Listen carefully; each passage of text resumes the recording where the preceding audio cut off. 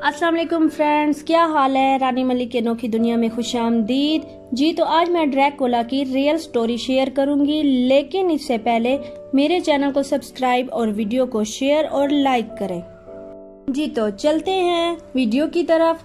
जी जनाब, ड्रैकुला एक सच्चा किरदार था, लेकिन असली हैरानी तो आपको तब होगी जब आपको पता लगेगा कि ये ड्रैकुला फिल्मों में या कहानियों में सुने जाने वाले ड्रैकुला से ज्यादा दहशतनाक था। कहते हैं कि इस ड्रैकुला ने दुनिया में 1 से 1.5 लाख लोगों का बेरहमी से कत्ल किया था और हैवानियत की सारी हदें पार कर दी थी। इनको कत्ल करने के बाद भी इसकी हैवानियत खत्म नहीं होती थी, तो वो इनके मरने के बाद भी लोगों का खून निकालकर अपनी खुराक बनाता था और अपने दुश्मनों को डराने के लिए मरे हुए लोगों की लाशों को इस तरह लकड़ी में डाल देता कि आर पार कर देता। तो आज हम जानेंगे कि ड्रैकुला आखिर था कौन और ये किस दौर में आया था और किस मुस्लिम सुल्तान ने इस ड्रैकुला को खत्म किया था।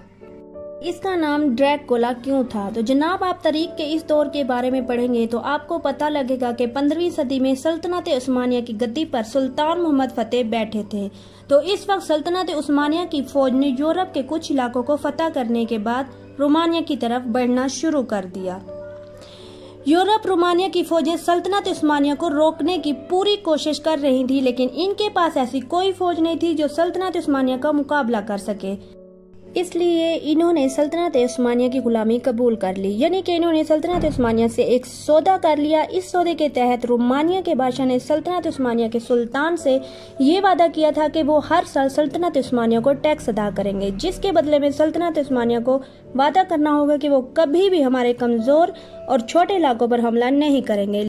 लिहाजा इस सौदे के बाद सल्तनत उस्मानिया ने भी रोमान के लोगों को इनकी जिंदगी की अमान दे दी और वादा कर लिया कि कभी कोई नुकसान नहीं पहुंचाएंगे जी। तो फ्रेंड्स, रोमानिया के बादशाह के 2 बेटे भी थे।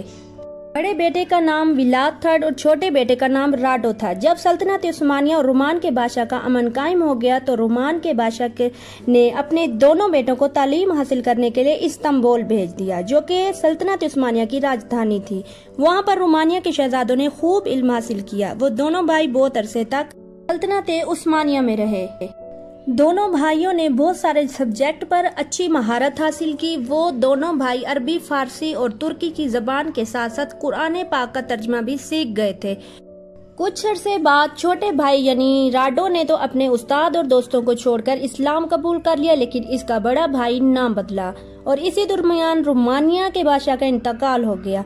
जब इस बात का पता सुल्तान मोहम्मद फतेह को मिला तो इन्होंने बड़े भाई को रोमानिया रवाना कर दिया ताकि वो वहां अपने बाप का तख्त संभाल सके, पर उसने वहां भी अपने अंदर की हैवानियत को बाहर निकालना शुरू कर दिया। पहले तो वो सौदा तोड़ दिया जो रोमानिया और सल्तनत उस्मानिया के दरमियान हुआ था और इसने अपनी अलग सल्तनत बनाई और सल्तनत अलग करने के बाद इसने अपनी अच्छी और मजबूत फौज बनाना शुरू कर दी ताकि वो सल्तनत उस्मानिया से मुकाबला कर सके। फ्रेंड्स, क्योंकि विलाद एक जालिम इंसान था जिसके अंदर हमेशा से शैतानियत भरी हुई थी, इसलिए तख्त पर बैठते ही अपने ही लोगों पर जुल्म सितम शुरू कर दिया था और छोटी छोटी बातों पर लोगों को कत्ल कर देता।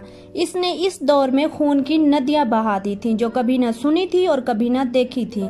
फ्रेंड्स, कुछ अर्से बाद विलाद अपने आप को ड्रैकुला कहलवाता था क्योंकि इसे ये सब कहलवाना अच्छा लगता था, जो कि इसके जुल्मों की वजह से ड्रैकुला के नाम से बदल गया और लोग भी इसकी शैतानियत की वजह से इसे ड्रैकुला कहते थे। जिस तरह हलाकू खां अपने दुश्मनों की खोपड़ियों से ऊंचे ऊंचे मीनार बनवाता था, इसी तरह ये ड्रैकुला भी अपने दुश्मनों के कत्ल के बाद इनके खून से अपनी प्यास बुझाता था और इस साथ ही इनकी लाशों को नुकीली लकड़ियों में परो देता, इनके जिस्मों में आर पार कर देता था।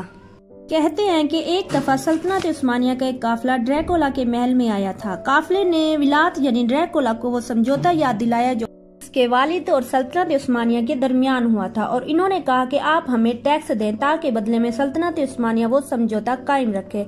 इस बात पर ड्रैकुला हंसने लगा और उनका मजाक उड़ाने लगा और कहा कि तुम सब लोग अपनी पगड़ियां उतार कर दाखिल हो। इस बात पर मुसलमानों को अपनी इंसल्ट महसूस हुई और उन्होंने इनकार कर दिया। इस पर ड्रैकुला को गुस्सा आया और इसने अपने सिपाहियों को कहा कि इन लोगों के सिरों में लोहे की राड घुसेड़ दो जी। तो फ्रेंड्स, फिर ड्रैकुला ने सब मुसलमानों को दर्दनाक मौत दी और जब इसकी खबर सल्तनत उस्मानिया यानी सुल्तान मोहम्मद फतेह को मिली कि उन्होंने फौरन एक बड़ा लश्कर ड्रैकुला को कत्ल करने के लिए रोमानिया रवाना किया।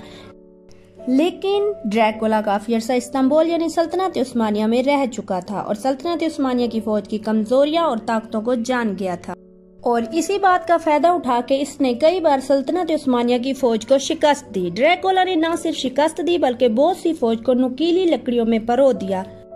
आखिरकार सुल्तान मोहम्मद फतेह ने एक बहुत बड़े लश्कर के साथ ड्रैकुला के भाई राडो को रवाना किया, जो कि मुसलमान हो चुका था। राडो जब लश्कर के साथ रवाना हुआ तो इसे रास्ते में ऐसे कई फौजी मिले जो नुकीली लकड़ियों में परोए हुए थे।